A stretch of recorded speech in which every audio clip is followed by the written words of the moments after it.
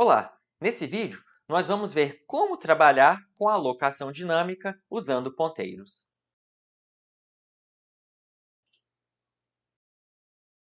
Em C e C++, nós temos operadores específicos para fazer a manipulação da memória do heap.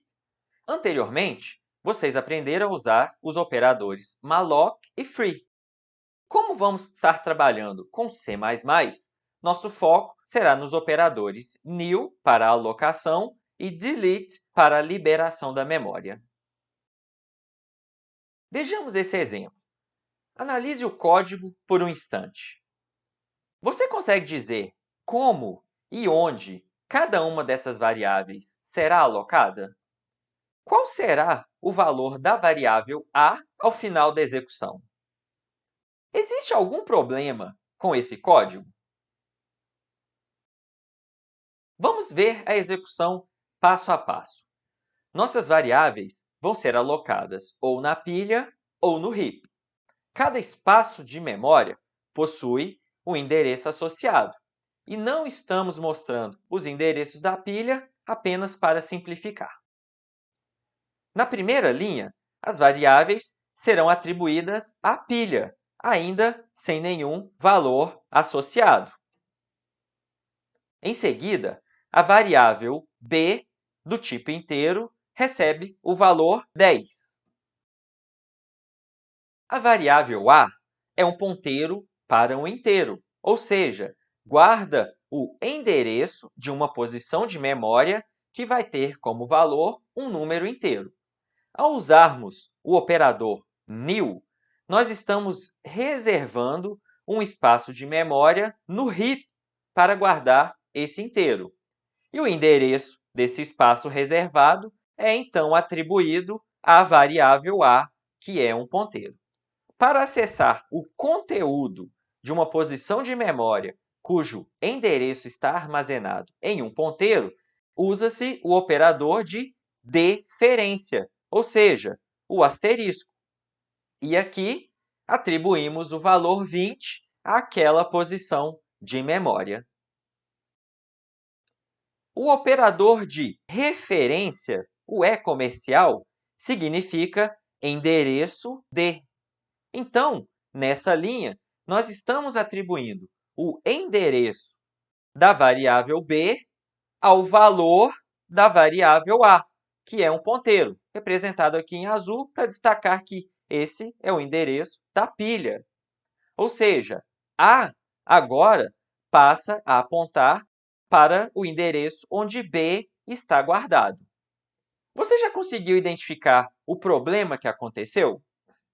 Ou seja, agora, ao manipular a variável a, na verdade, nós estamos alterando o conteúdo do endereço da variável b. Eu não tenho mais acesso à posição da memória anterior que estava no heap. E, como aquela memória não foi desalocada, o espaço continuará sendo ocupado até o término da execução do programa. E se isso ocorrer muitas vezes durante o nosso programa, a nossa memória pode acabar ficando cheia. Como poderíamos melhorar o código anterior? Algumas pequenas dicas que estaremos vendo ao longo da disciplina. Informe apenas uma variável por declaração, para facilitar a leitura. Evite variáveis não inicializadas, ou seja, declare uma variável apenas quando tiver um valor para inicializá-la. No caso de ponteiros, se não temos um valor no momento, podemos usar a flag no PTR. E, finalmente, e muito importante, lembre-se de sempre liberar a memória que você alocou manualmente. Vetores geralmente são alocados dinamicamente em tempo de execução, e o ponteiro da declaração guarda o endereço da primeira posição do vetor. Aqui, destaco que, para desalocar a memória de um vetor, também devemos usar os colchetes, o que informa que é um vetor, que é uma posição contígua de memória. Vamos ver a ilustração desse exemplo. Ao criarmos o nosso ponteiro, como nós falamos, o ponteiro irá residir na stack. Entretanto, ao utilizarmos o operador new para a alocação dinâmica, nós estamos reservando um determinado espaço de memória no heap. No caso de vetores, nós vamos fazer a alocação de um conjunto de endereços de memória que vão ser contíguos. Como nós sabemos, nós podemos acessar através de um índice as posições daquele vetor, e nesse caso, nós podemos fazer a desalocação da memória utilizando-se o operador delete com os colchetes. É importante a gente só falar que, ao fazer o delete, na verdade, nós não estamos removendo da memória como é ilustrado aqui.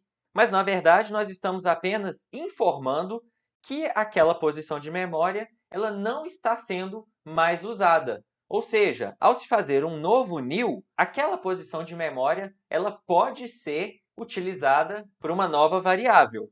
Então, mesmo que você dê um delete em uma determinada posição, se você, por exemplo, tentar fazer a impressão do valor daquela posição, pode ser que você vai continuar tendo o mesmo valor anterior, pois você não está removendo esse valor da memória, mas você está basicamente informando que aquela posição ela não precisa mais ser reservada. Quando não temos um valor para atribuir a um ponteiro, podemos usar a flag nullPTR, no pointer. Existe o hábito de usar zero ou null para se referir ao ponteiro nulo. Isso é uma herança de C. E o null, na verdade, é apenas uma constante simbólica que significa zero. Tanto o null quanto o null pointer representam a mesma coisa no programa, ou seja, um ponteiro nulo, inválido, ainda não inicializado. Entretanto, o mais recomendado é sempre usar o null pointer, nullPTR, uma vez que ele só pode ser efetivamente atribuído a ponteiros. Aqui temos um exemplo de boa prática na manipulação de ponteiros. Ou seja, se ele for inicializado com null pointer, nullPTR, é possível fazer uma correta verificação da inicialização antes de se manipular aquela variável. Isso pode evitar problemas e comportamentos inesperados durante a execução. Execute esse código e verifique. Faça as alterações aqui e outras mudanças que você achar necessário para entender bem o comportamento da alocação de ponteiros.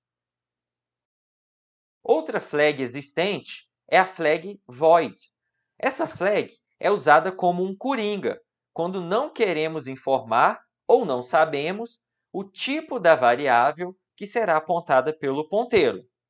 Isso só deve ser usado em último caso, pois não é uma boa prática e geralmente é a saída do preguiçoso. Esse pequeno exemplo mostra como podemos ter situações bem estranhas e confusas ao utilizar essa flag. Ou seja, inicialmente, a minha variável declarada como void pointer, que é do tipo void, ela apontava para o endereço que teria um inteiro. Entretanto, como o void é um coringa, eu acabo depois podendo apontar alguma outra variável, por exemplo, double pointer, que deveria apontar para um double, para aquela variável coringa, o que aqui pode acabar sendo um problema, por exemplo, resultando em perda de precisão. Ponteiros também são usados na manipulação de estruturas, ou seja, de structs. Aqui eu destaco duas formas de acessar os campos de uma estrutura. Usamos o ponto, por exemplo, o nome da variável, ponto, o nome do atributo, para acessar os campos através de um nome, ou seja, através de uma referência. Já a setinha é usada para acessar membros de uma struct que foi declarada como um ponteiro. Na memória, os campos da estrutura são guardados de maneira contígua, e um ponteiro para a estrutura aponta para o endereço do primeiro campo da estrutura. Finalmente, ao se falar sobre a manipulação da memória, precisamos tratar sobre a passagem de parâmetros. Parâmetros podem ser passados de duas formas. Vocês estão lembrados quais são essas formas? Nós vamos ter passagem por valor e passagem por referência. Na passagem por valor, o parâmetro é uma cópia da variável que foi informada, enquanto na passagem por referência, como o nome diz, o parâmetro aponta para o endereço da variável informada. Ou seja, na passagem por valor, as variáveis informadas e a sendo manipulada internamente a uma função são totalmente independentes, enquanto na passagem por referência é como se fossem a mesma variável, ou seja, estão apontando para o mesmo endereço na memória. Nesse exemplo, qual será o valor da variável a após passá-la como parâmetro para a função? Como é feita uma passagem por valor, a variável dentro da função não tem nenhuma ligação com a variável a informada naquela função. Logo, ao final da execução, o valor inicial continua sendo zero, ou seja, antes e depois, aquela variável ela não foi alterada pela função que utiliza ela como atributo. E nesse caso? Aqui é feita uma passagem por referência que pode ser feita de duas formas. E nesse caso? Aqui é feita uma passagem por referência, que pode ser feita de duas formas, informando a referência propriamente dita ou utilizando-se um ponteiro. Geralmente, a primeira forma é a mais recomendada, justamente porque o endereço nunca pode ser um valor nulo, pois ele representa uma posição na memória. Já um ponteiro, como nós vimos, ele vai poder ser nulo. Você pode descomentar cada uma dessas chamadas das diferentes funções e verificar que elas vão ter um comportamento similar. Então, no caso, nós estamos declarando uma variável a, que vai ficar na stack, não é um ponteiro, não foi alocado dinamicamente. E, imprimindo o valor dela anteriormente, nós temos que ela tem o valor 0. Em seguida, nós vamos fazer a chamada daquela primeira forma de passagem de parâmetro por referência, onde nós estamos informando a referência em si. Nesse caso, nós podemos ver que o argumento da nossa função, na verdade, aponta para o endereço da variável passado como valor. Então, se dentro dessa função eu fizer qualquer tipo de alteração, na verdade, isso irá refletir na variável que foi informada como parâmetro. Então, se a gente imprimir o valor novamente daquela variável a, agora ela tem um valor que foi modificado dentro daquela função. O mesmo comportamento se a gente fizer a passagem com o ponteiro. Mas como nós vamos ver, essa passagem por referência ela vai ser a mais recomendada. E aqui nós temos uma pequena ilustração das diferentes formas de passagem de parâmetro.